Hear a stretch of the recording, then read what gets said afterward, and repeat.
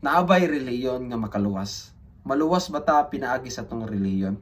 Unang-una igsoon, isip nga magtotoo ni Kristo. Salvation comes through Christ, not religion. In Ephesians 2 verse 8 to 9, ingon dira, NIV akong gigamit, for it is by grace you have been saved through faith, and this is not yourselves. It is the gift of God, not by works, so that no one can boast. Diri igsoon nagpamatuod nga dili kita maluwas pinaagi sa mga rituals, sa atong mga practices, sa atong pagsimba kung asa man ta karon nga simbahan nga nahimutang sa grupo or nga sekta or sa building nga nabilong. Klaro kay dire igsoon nga maluwas kita pinaagi sa atong pagtuo ni Ginoong Hesukristo og dili kini ato kun dili gasa kani sa Dios ug walay ato ani ug wala tay nag-contribute sa atong kaluwasan kun dili ang ato lamang mga sala. Klaro kay igsoon nga dili sa good works kita maluwas kun dili pinaagi sa pagtuo kang Ginoong Hesukristo ug si Ginoong Hesukristo lamang ang nagbuhat sa good works aron kita maluwas. Dito sa cross, dito sa panahon niya ang nagsakripisyo siya sa iyang kinabuhi para sa tanan katawhan ni naog siya diri sa kalibutan aron kita makamatkon og kaluwasan. Ang ikaduha, the rule of faith over religion. Matthew 23:27, niingon si Ginoong Hesukristo, "Woe to you, teachers of the law and Pharisees, you hypocrites! You are like a whitewashed tombs, which look beautiful on the outside, but on the inside are full of the bones of the dead and everything unclean."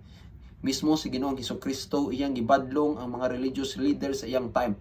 Wala niya ni dibatiha kung dili iya ra ning rebuke mga kaigsunan. Klaro kayo diya si Ginoong Hesukristo mismo nagpamatuod nga dili pinaagi sa relihiyon kita mahimaya ang Ginoo kun dili pakigrelasyon kaniya o pagsurrender sa tuong kinabuhi o pagsunod sa iyahang kabubuton.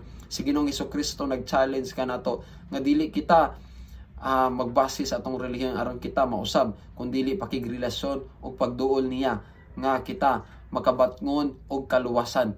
Dili bot pasabot daghan or naguna maoy naadira ang kaluwasan og diha ka maluwas igsoon kun dili sa imong personal nga enkwentro diha kang Ginoong Hesukristo ikaw maluwas igsoon.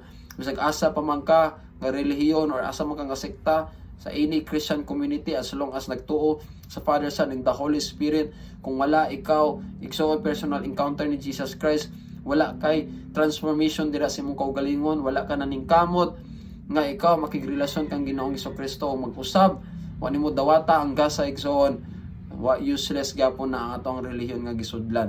Kay muna siya nga sa sunod nato nga punto, Jesus as the way of salvation. John 14:6 says, niingon si Hesukristo, si Jesus niingon, "I am the way, the truth, and the life. No one comes to the Father except through me," or except through Christ. So igsoon, kung atong relihiyon wala magisgot kang Ginoong Hesukristo, wala dira naka-centralize si Ginoong Hesukristo anang relihiyon igsoon, dili na siya matuod nga relihiyon o wala dira ang presensya sa Ginoo sa ilang sekta. Kay klaro kay sa pulo nga si Ginoong Hesukristo lamang ang makaluwas. Siya ang anak sa Dios nga gipadala sa kalibutan, nga muhatag sa dalan ngadto sa amahan, muhatag sa kamatuoran ug siya ang kinabuhi. So igsoon, kung ang ato ang nasa tong hunahuna is kaning relihiyon mo ni tinuod kay daghan or kaning relihiyon mo naguna mo na diri ang kaluwasan, sayop na igsoon kay ang tinuod naara gyud sa Biblia. So muna siya klaro kayo sa John 14:6, si Jesus na gyud nag-ingon ana nga siya lamang ang dalan paingon sa amahan o dili ang dalan sa imong relihiyon, dili wa siyang ingon dira nga ang dalan sa imong sekta or grupo, kundi kang Jesus lamang. Ikaupat igsoon, religion is a response, not a source of salvation.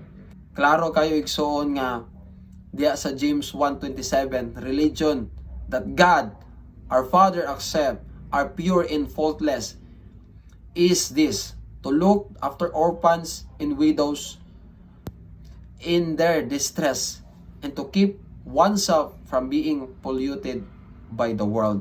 Ang tinuod kuno nga relihiyon nga nagsunod is katong nagbuhat sa mga inaning mga butanga nga nitabang sa mga bata, nagbuhat og mga ministry igsoon nagministry nga para sa kahimayaan sa Ginoo. Klaro kayo dira nga religion that God Father accept, gidawat niya nga relihiyon. Subot pasabot wa siya nag-ingon dira. Wa nag-ingon dira nga gibuhat nga relihiyon sa Ginoo, kundi gidawat nga relihiyon. So kanining relihiyon nga atong ipangsudlan, it's also a way, it's also an other way nga ma-work out nato ang atoang kaluwasan. Kaysa atong kaluwasan igsoon kung nanatay pagsalig ni Ginoong Hesukristo, ang religion usa ka result sa atong pagtuo nga i-work out nato ang atoang pagpangalaga dira sa Ginoo. Nga nagsuggest diri nga kinahanglan ta atong i-demonstrate atong gugma o atong impurity not by ritual observance. It shows that while religious practices and ethical living are important, they are a fruit of salvation, not the source of it. So ang kaning atong pagbuhat, atong pagpangalagad igsoon, kay muna siya ang resulta, muna ni siya ang bunga sa atong pagtuo dira kang Ginoong Hesukristo. Nangalagad kita. So kung tinuod kita nga nay paghigugma ni Ginoong Hesukristo ug luwas na kita, nangalagad gyud kita bisag asa man ta, atong gisangya ang maayong balita ug atong gisulti ang kamatuoran. Muna siya nga in conclusion, can religion save us?